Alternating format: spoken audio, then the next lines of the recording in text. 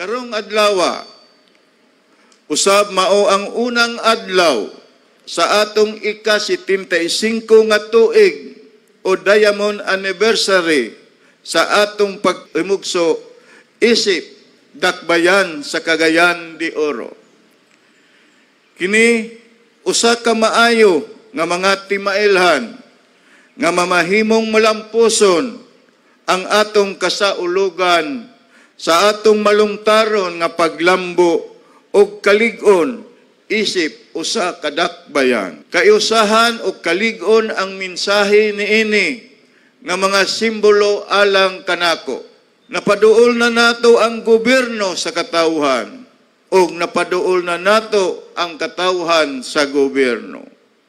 Sumpay niini mao ang paghimo o katumanan sa tawag sa panag-uban sa katawhan. Ang hagit karon mao ang pagpatunhay o pagpalig-on sa atong panaghiusa o pagtinabangay. Maayong buntag kanatong tanan.